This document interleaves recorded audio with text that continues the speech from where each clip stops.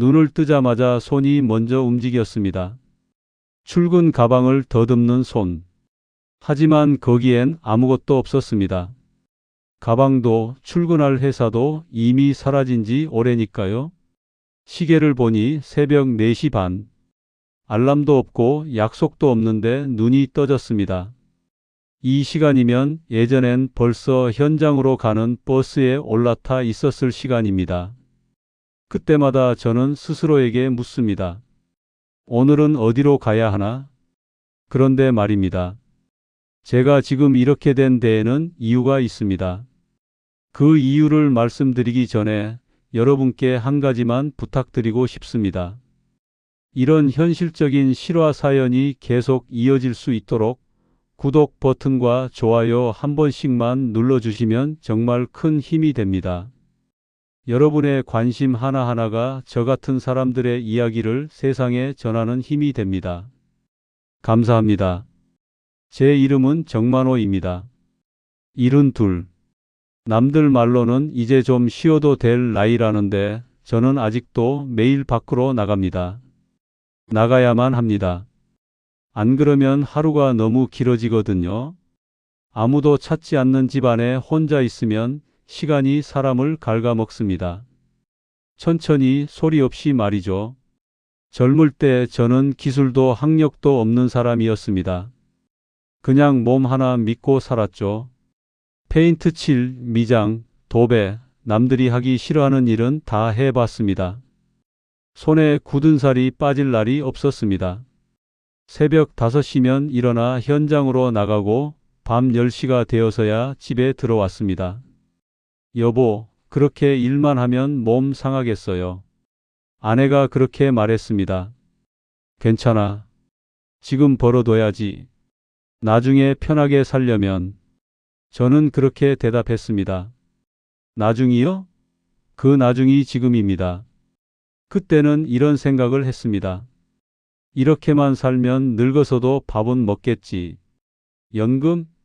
그런 건 회사 다니는 사람들이나 받는 거라고 생각했습니다. 저처럼 일용직으로 뛰는 사람한테는 해당 사항 없는 얘기라고요. 그게 제 인생 최대의 실수였습니다. 지금 와서 보니까요. 퇴직은 어느 날 갑자기 왔습니다. 준비할 틈도 없이 말이죠.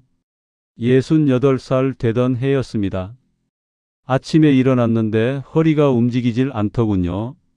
병원에 가보니 디스크가 여러 군데 터져 있었습니다. 의사가 말했습니다. 이제 무리하시면 안 됩니다. 평생 고생하신 몸인데 이제 좀 쉬셔야죠.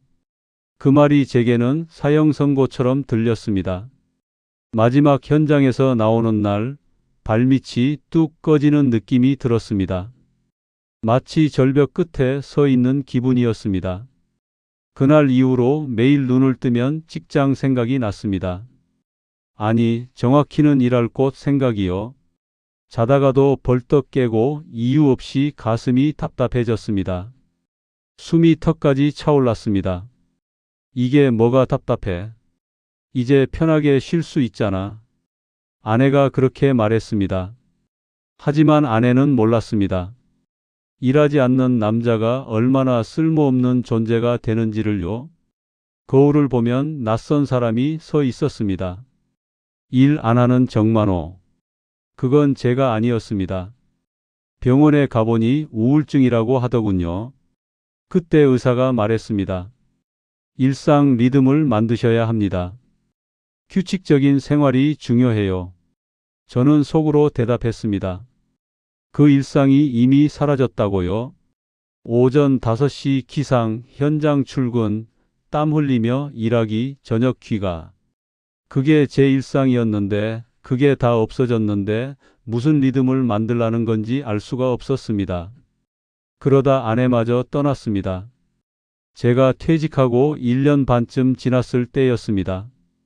병명은 췌장암. 너무 빨리 왔고 너무 빨리 데려갔습니다. 장례식장에서 조문객들이 말했습니다. 이제 홀로 되셨네요. 자식들은요? 멀리 있습니다. 그 대답이 전부였습니다. 아들 둘은 서울에 있습니다. 하나는 회사원이고 하나는 자영업을 합니다. 가끔 전화가 옵니다. 아버지, 괜찮으세요? 응, 괜찮아. 돈 필요하시면 말씀하세요. 아니야, 괜찮아. 괜찮다는 말. 이 말만큼 편한 거짓말이 없습니다. 괜찮지 않아도 괜찮다고 말하면 그 순간만큼은 정말 괜찮은 것처럼 느껴지니까요. 아침은 늘 비슷합니다. 주전자에 물을 올리고 어제 남겨둔 밥을 데웁니다. 반찬은 김치 하나면 충분합니다. 충분하다기보단 그게 전부니까요. 냉장고를 열면 김치통 하나, 된장 하나, 계란 몇 개. 이게 제 식단입니다. 연금이 한 달에 45만 원 나옵니다. 국민연금 말입니다. 젊었을 때 몇 년 가입했다가 돈 없어서 끊었거든요. 그게 이렇게 나옵니다. 그 돈은 계산할 필요도 없습니다. 집 관리비, 전기세, 가스비 내고 나면 20만 원 남습니다. 한 달 식비로요. 다른 데 쓰면 밥을 못 먹습니다. 밖으로 나오면 공기가 조금은 사람답게 만듭니다. 집 앞 공원이 있습니다. 거기 벤치에 앉아 있으면 저랑 비슷한 사람들이 하나둘 모입니다. 박노인, 최노인, 김노인. 다들 이름보단 성으로 부릅니다. 박형, 오늘은 어디 가세요? 글쎄요. 그냥 나왔죠 뭐. 정형은요? 저도 그냥요. 이런 대화가 오갑니다. 목적 없는 대화지만 말이라도 섞어야 하루가 버텨집니다. 말을 안 하고 지내면 목소리가 어떻게 나오는지도 잊어버릴 것 같거든요. 정형, 요새 어떻게 지내요? 박노인이 물었습니다. 그냥 그렇죠 뭐. 박형은요? 나도 비슷해요.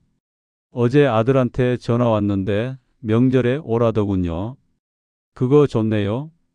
좋긴요. 머쓱해서 어떻게 가요?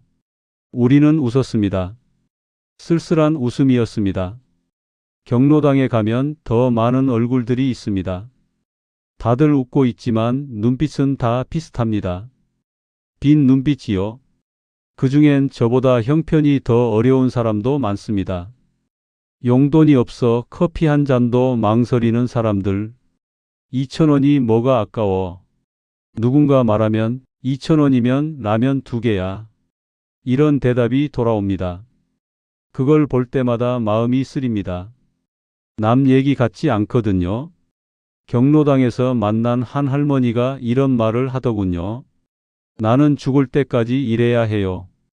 기초생활수급자인데 그것도 집세 내면 남는 게 없어요. 그래도 조금이라도 나오잖아요. 제가 그렇게 말했더니 정 선생님은 연금 나오시잖아요. 40만 원이라도. 45만 원이요. 그것도 많이 나오시는 거예요. 그 말을 듣는데 할 말이 없었습니다. 45만 원이 많은 거라니요. 하지만 그 할머니 입장에선 정말 그럴 수도 있겠다 싶었습니다. 심심함을 견디다 못해 저는 자격증을 땄습니다. 그게 아내가 세상을 떠나고 1년쯤 지났을 때였습니다. 이름도 어려운 자격증이었습니다. 도서관에 가서 공부했습니다. 70살에 공부라니 처음엔 글자가 눈에 안 들어왔습니다. 하지만 집에 있는 것보단 나았습니다. 시험장에 갔을 때가 기억납니다. 주위를 둘러보니 다들 젊은 사람들이었습니다. 저만 머리가 하얗더군요. 감독관이 물었습니다. 수험표 확인할게요. 어르신 괜찮으시겠어요? 해봐야죠. 제가 대답했습니다. 떨어질 줄 알았는데 붙었습니다. 합격증을 받아들고 집에 오는데 보여줄 사람이 없더군요. 아내가 있었다면 좋아했을 텐데 그 생각에 눈물이 났습니다. 혼자 소주 한 병을 마셨습니다. 그 자격증으로 작은 건물 관리 일을 구했습니다. 월급은 나왔습니다. 많지는 않지만 제게는 큰 돈이었습니다. 갑자기 수입이 늘었으니까요. 오전 10시에 나가 저녁 7시쯤 돌아옵니다. 건물 청소하고 정기 점검하고 민원 처리하고 제겐 큰 의미입니다. 몸을 움직이고 누군가 필요로 한다는 느낌. 그게 사람을 살게 합니다. 어느 날 건물 경비실에서 같이 일하는 사람이 그러더군요. 50대 남자였습니다. 어르신, 이 나이에 일하시는 거 힘드시죠? 제가 웃으면서 말했습니다. 안 하면 더 힘들어요. 그래도 연금 받으시잖아요. 연금이 뭐가 돼요? 밥값도 안 나오는데? 그 사람은 더 이상 말하지 않았습니다. 아마 이해 못했을 겁니다. 50대는 아직 모릅니다. 70이 넘어서 받는 45만 원이 어떤 의미인지를요. 저는 그렇게 생각합니다. 일하는 게 복지라고 할 수만 있다면 죽을 때까지라도 일하고 싶습니다. 집에만 있으면 생각이 많아집니다. 내가 왜 이렇게 살게 됐나? 어디서 잘못된 건가? 젊었을 때 좀 더 계획적으로 살 걸, 저축을 할 걸. 이런 후회들이 물밀듯이 밀려옵니다. 특히 밤에 그렇습니다. 불을 끄고 누우면 생각들이 찾아옵니다. 아내 생각, 젊었을 때 생각, 돈 생각. 그러다 보면 잠이 안 옵니다. 그럴 때면 약국에서 산 수면제를 먹습니다. 처방전 없이 살 수 있는 거요. 그래야 겨우 잠이 듭니다. 아파트에 살지만 옆집 사람 얼굴도 잘 모릅니다. 예전엔 한 동네에서 평생을 살았는데 재개발되고 다 흩어졌습니다. 그때가 2010년쯤이었습니다. 보상금 받아서 이 아파트 샀는데 보상금으론 20평도 안 되는데 사는 게 고작이었습니다. 지금은 아파트 복도에서 마주쳐도 고개만 끄덕일 뿐입니다. 말을 섞지 않습니다. 세상이 그렇게 변했더군요. 예전 동네에선 담 넘어 반찬도 주고받고 김장철이면 다 같이 모여서 김장을 했는데 말이죠. 가끔 성당에 갑니다. 거기서 교우들 만나면 그나마 사람 구경을 합니다. 제가 성당을 다니기 시작한 건 아내 장례 치르고 나서였습니다. 아내가 다니던 곳이었거든요. 처음엔 아내 생각에 갔는데 지금은 사람들 때문에 갑니다. 미사 끝나고 나와 다 같이 밥 먹을 때가 있습니다. 그때 술도 조금씩 마십니다. 많이는 못 마십니다. 다음 날이 걱정되니까요. 다음 날 일을 나가야 하는데 숙취로 못 나가면 안 되거든요. 술자리는 늘 비슷합니다. 누가 먼저 갔다는 소식, 어디가 아프다는 이야기. 김 형님 돌아가셨대요. 어머, 언제요? 지난주요. 갑자기 쓰러지셨대요. 아니, 지난달에 봤을 땐 멀쩡하셨는데. 이런 대화를 듣다 보면 마음이 조용해집니다. 언젠가는 나도 저 얘기 속 사람이 되겠구나 싶어서요. 무섭기도 하고 또 어쩐지 담담하기도 합니다. 외롭지 않냐고 묻는 사람들이 있습니다. 솔직히 말하면 외롭습니다. 특히 저녁 때요. 퇴근해서 집에 들어오면 불을 켜도 집이 어둡습니다. 사람이 없으니까요. TV를 틉니다. 소리라도 있어야 집이 덜 쓸쓸하거든요. 혼자 밥을 먹습니다. 김치찌개를 끓이면 한 번에 다 못 먹으니까 3일을 먹습니다.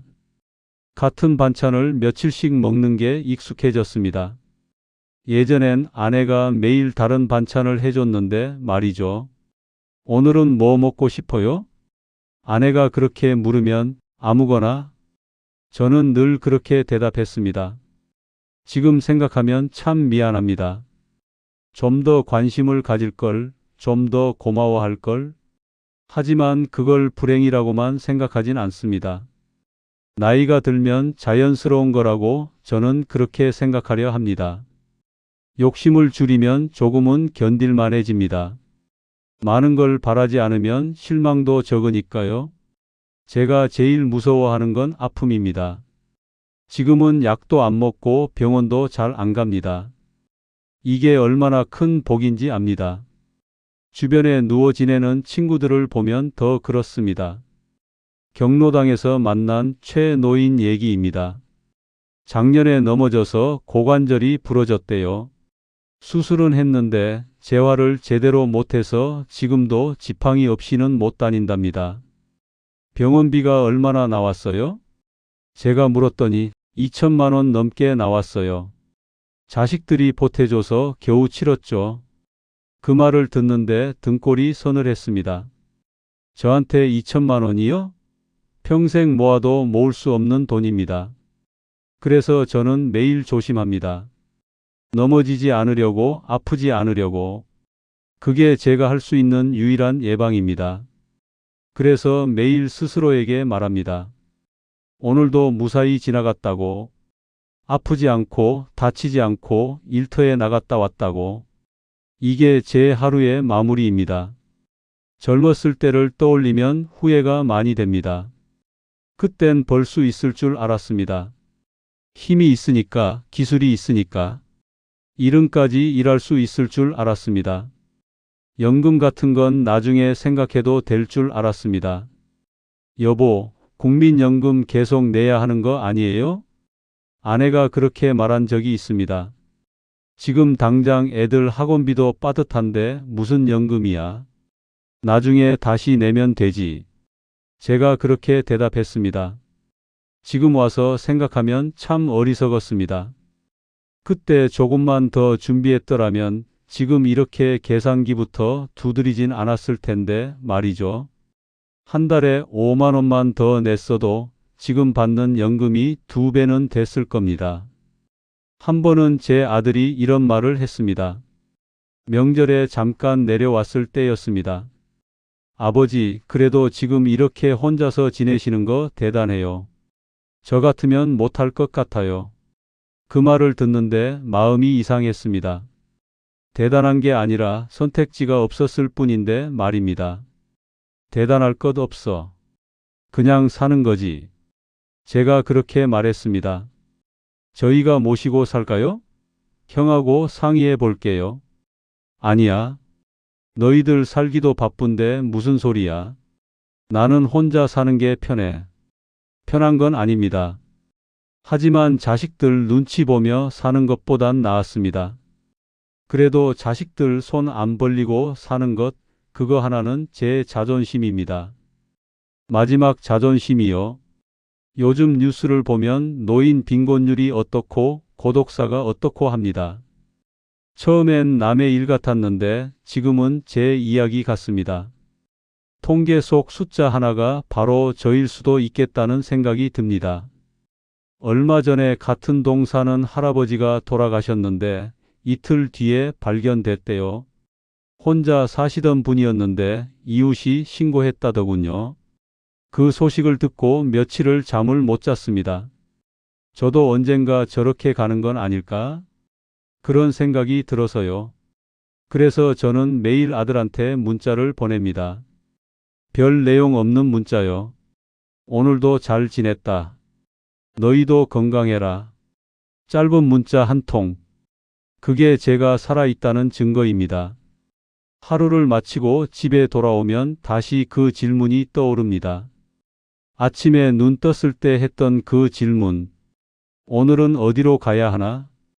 그 질문의 답은 늘 같습니다. 내일도 또 나가야 한다는 것. 일터로, 경로당으로, 성당으로, 공원으로. 어디든 나가야 한다는 것. 그게 제 삶의 방식이 됐습니다. 새벽에 일어나 가방을 더듬던 그 손. 이제 그 손은 지팡이를 더듬습니다. 출근 가방 대신 지팡이. 하지만 목적지는 여전히 있습니다. 갈 곳이 있다는 것. 그게 저를 살게 합니다. 침대에 누워 천장을 바라보며 생각합니다. 이 삶이 특별한 건 아니라고. 뉴스에 나오지 않아도, 누군가 기록하지 않아도 이런 하루를 사는 사람이 많다는 걸요. 어쩌면 이 이야기를 듣고 계신 분들 중에도 이미 이 하루를 살고 있는 분이 계실지도 모르겠습니다.